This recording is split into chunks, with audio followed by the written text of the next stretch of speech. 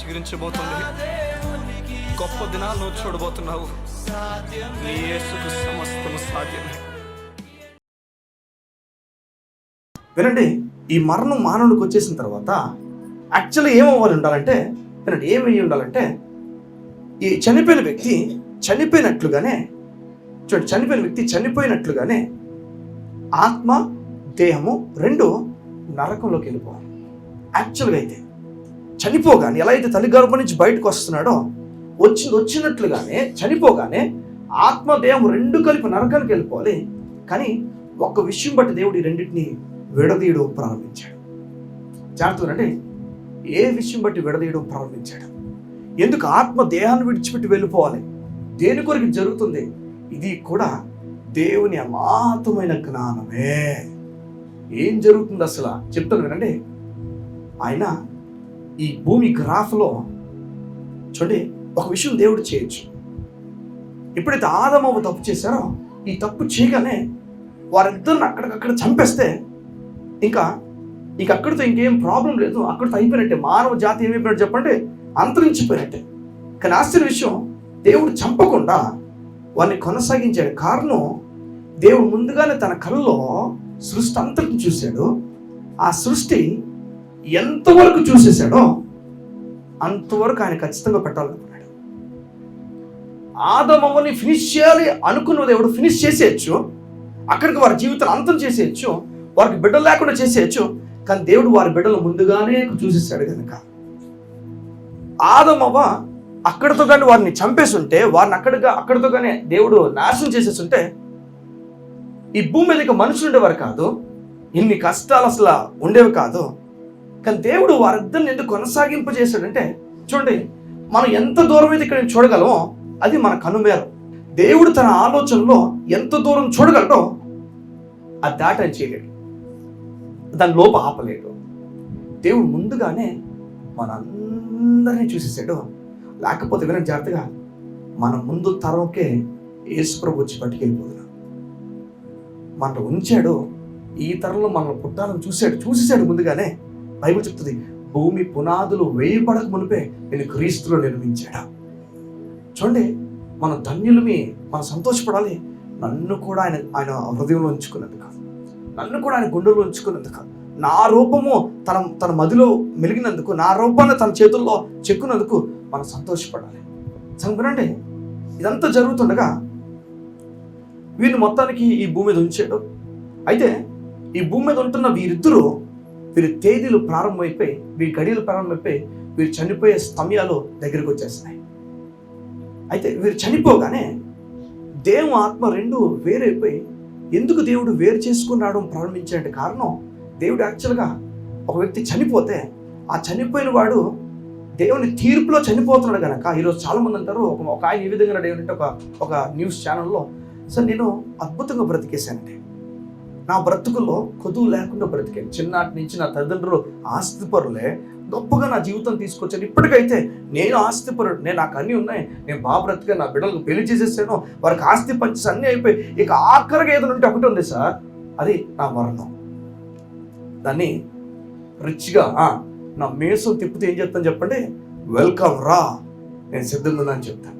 కానీ ఒక ఆశ్చర్య విషయం ఏంటంటే, ఈయన స్వాగతం పలుకుతుంది.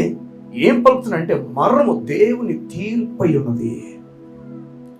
దేవుని ఉగ్రత మరణం అంటేనే, దేవుని కోపం మరణం అంటే. మరణం ఎందుకు ఈ లోకానికి వచ్చిందంటే, దేవుని కోపం అది. మానవుడు తప్పు చేయడం వల్ల మరణాన్ని లోకం తీసుకొచ్చాడు. మానవుడు చెప్తున్నాడు, హ్యాపీగా వెల్కమ్ చేస్తాడు. నాన్న, నువ్వు వెల్కమ్ చేయకుండా ఈ భూమి మీద ఉండడమే మంచిదేమో. ఉంటే నువ్వు ప్రభుని తెలుసుకోగలవు. ఒకరు ఉండకపోతే, తెలుసుకోకుండా మరణిస్తే, మరణం వెల్కమ్ చేసిన తర్వాత ఎప్పుడైతే గడి వచ్చి నువ్వు మూసేస్తావు కన్నో, అప్పుడు నీ జీవితం అంతా జరుగుతున్న విషయాలకు నువ్వు బాధపడిపోతావు. అమ్మా వినండి, ఎంత లోతైన మర్మ ఉదయం నేను చెప్పబోతున్నట్టు వినండి జాగ్రత్తగా. ఈ ఆత్మ దేహము రెండు వేరైపోయి, దేహము నేలలోకి వెళ్ళిపోతుంది, ఆత్మ ఒక చోటుకు వెళ్తుంది. ఏం మాట్లాడుకుంటుంది చెప్పండి? ఆత్మ శరీరం ఈ రెండు వేరైపోతున్నాయి. మరి పుట్టినప్పుడు రెండు ఒకసారి వచ్చినప్పుడు ఎందుకని చనిపోతున్నప్పుడు వేరైపోవాలి? దేనికి కారణం? ఎందుకని వేరైపోతుంది? వినండి, వేరైపోవడానికి ఒక బలమైన కారణం ఏదంటే అది కూడా దేవుని సంకల్పమే, దేవుని ఆలోచనే. ఆ ఆలోచన అంటే ఎవరైతే యేసునందు విశ్వాసం ఉంచుతారో వారి గురించి ఆత్మ దేహము వేరైపోతుంది. యాక్చువల్గా మనం ఉండడానికి నివాసం ఏంటంటే యాక్చువల్గా భూమి నివాసం. భూమి దేవుడు తయారు చేశాడు. ఈ భూమి తయారు చేసిన తర్వాత మానవుడు ఏం చేసి తప్పు చేసేయడం వల్ల మానవుడు చనిపోతాడు. తీర్పు ప్రకారం చనిపోవాలి. ఈ తీర్పు ప్రకారం చనిపోయిన తర్వాత ఎక్కడో దగ్గరికి వెళ్ళిపోవాలి. వినండి, ఎక్కడో దగ్గరికి వెళ్ళిపోవాలంటే ఈ నమ్మినోడు ఎవరైతే యేసు ప్రభువుని విశ్వాసం ఉంచుతారో ఈ నమ్మలేని విషయాలు చూడండి, అందరూ నమ్మకపోతే నమ్మని అందరూ కూడా దేవుడు ఏం చేసేవాడంటే ఆత్మను దేహాన్ని కలిపి తీసుకెళ్లి నరకంలో పడేసేవాడు. కానీ నమ్మిన వారు ఉన్నారు కనుక, నమ్మిన వారి సంఖ్య పెరుగుతుంది కనుక వీరు బట్టి ఏం చేశాడంటే ఆత్మను దేహాన్ని విడదీశాడు. ఎందుకు విడదీశాడు కారణం అంటే వీరు ఎప్పుడు చూడండి వీరికంటూ చూడండి అపవాది కొరకు తయారు చేయబడిన ఏమట నరకం సిద్ధంగా ఉంది. కానీ నమ్మిన వారి గురించి తయారు చేయబడింది ఏది కూడా లేదు. వినండి, పరలోకం ఉంది. ఎవరైతే యేసు ప్రభువుని విశ్వాసం ఉంచారో పరలోక రాజ్యం వెళ్ళాలి, కానీ వెళ్ళలేరు. ఎందుకు వెళ్ళలేరు కారణం అంటే ఆ బలి అర్పించబడితే తప్ప, యేసు ప్రభు ప్రాణాలు మన కోసం దారబోస్తే తప్ప, ఆ రక్తమును తండ్రి దేవుని దగ్గర తీసుకెళ్తే తప్ప మనం ఆ పరిశుద్ధ స్థలంలో ప్రవేశించలేము. అంటే తండ్రి దేవుని దగ్గరికి యేసు ప్రభు రక్తం తీసుకెళ్ళి ఎప్పుడైతే రక్తమును తన ముందు ప్రజెంట్ చేస్తాడో, ప్రజెంట్ చేయగానే ఈ లోకంలో చనిపోయిన వ్యక్తులు అందరూ కూడా పరలోక రాజ్యానికి వెళ్ళే అవకాశం దొరుకుతుంది. జాగ్రత్త వినండి, అక్కడికి వెళ్లకుండా అయిపోయిందట. కారణం యేసు ఇంకా రాకపోవడం వలన అంతవరకు ఎవరైతే రక్షింపడ్డారో వారి ఆత్మలు దేహాన్ని నుంచి వేరై ఒక స్థలానికి వెళ్ళిపోయి ఉండిపోయాట. ఆ స్థలమే ఒక దొంగ వెళ్ళిన స్థలము. అది యేసు మరణించమో తెలుస్తుంది. చెప్పండి, పరదేశం అని పిలువబడింది. పరదేశం ఒక స్థలం అట. యాక్చువల్ మానవుడు భూమి మీద ఉండాలి జీవితకాలం, కానీ ఈ తప్పు చేయడం వల్ల ఏమైపోయిందంటే ఈ ఆత్మ వేరైపోయి, ఆత్మ దేహం అవతల ఉండిపోయి ఆత్మ వేరైపోయి ఈ పరిస్థితి పరదేశకు వెళ్ళిపోయి అక్కడ ఉండిపోయింది. ఎవరు చనిపోయారో యేసు నమ్మకుండా వారి దేహం ఉండిపోయి ఈ ఆత్మ వెళ్ళిపోయి నరకంలో పడిపోయింది. వినండి జాగ్రత్తగా, ఈ ఆత్మ ఎప్పుడైతే పరదేశకు వెళ్ళిపోతుందో వెళ్ళిపోగానే చాలా సంతోషపడుతుందట.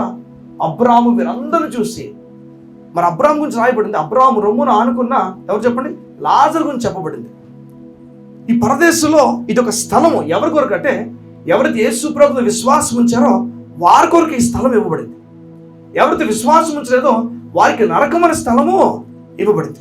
ఆత్మలు వేరైపోయి వెళ్ళిపోతాయట. దేహాలు ఎక్కడ ఉండిపోయి చెప్పండి. ఇప్పుడు ఆత్మీయ ఆనందం వారికి దొరికిందట. ఆత్మీయ ఆనందం వారు అనుభవించగలిగారట. వీరు కూడా ఆత్మీయ దుఃఖాన్ని అనుభవించగలిగారట. కానీ వీరండి జాగ్రత్తగా, శరీరం కూడా వీరికి ఉంది కదా, ఆ శరీరం ఇక్కడ కుళ్ళిపోతుంది. రక్షింపబడిన వాడు ఆత్మ ఇక్కడ ఆనందపడుతుంది, కానీ రక్షింపబడిన వాడిని శరీరం ఇక్కడ ఏమైపోతుంది చెప్పండి, కుళ్ళిపోతుంది. కానీ ఎప్పుడైతే యేసు మరలా రెండో రాకడలో వస్తాడో, యేసు మనల్ని తీసుకెళ్ళడానికి వస్తాడో, అప్పుడు జరగబోతున్న విషయం చెప్తున్న జాగ్రత్త. కడబోర ఓదగానే ఆయన వస్తాడు. రాగానే ఆయన మన ముందు చనిపోయిన వారందరినీ కూడా తీసుకుని వస్తాడు. వారు వెళ్ళి వినండి, వారు వెళ్ళి వారి దేహాలను ఒక్కసారిగా తీసుకొని, దేవునికి మహిమ కలుగును గాక, వారి దేహాలను ఒక్కసారి తీసుకొని చూడండి, అగ్ని దహించే వ్యక్తిని అగ్ని తిరిగి ఇచ్చేపోతుంది. నీరు ఎవరైనా చంపేస్తే నీరు తిరిగి ఆ దేహాన్ని వెనక్కి ఇవ్వబోతుంది.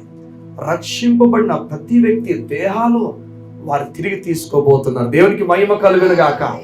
ఒకవేళ ఈరోజు ఇక్కడ కూర్చొని శరీరపు అలవాట్లో ఉన్నావేమో, లేకపోతే శరీరపు కోరికలతో నలిగిపోతున్నావేమో, దానికి అంతం పలకాలి. చెప్పాలి, నేను మంచి బ్రతకడానికి ఇష్టపడుతున్నానయ్యా, నీకు అప్పగించడానికి ఇష్టపడతాను. కళ్ళు మూసుకుందాం, ప్రార్థన చేసుకుందాం. మా ప్రియ పరలోకపు తండ్రి, నీకు వందనాలు. గూఢమైన సంగతులు మేము విన్నాం, లోతైన విషయం మేము విన్నాం. ఆత్మ దేహం వేరైపోవడానికి కారణము నేను తెలుసుకున్నాం. ఇది కేవలం నువ్వు వచ్చేంత వరకు కూడా ఆత్మ ఒక దగ్గర ఉంచాలి కనుక ఆత్మను ఉంచినట్లుగా నా తండ్రి నువ్వు పరదేశాన్ని తెరిచావు, నీకు స్తోత్రం అయ్యా.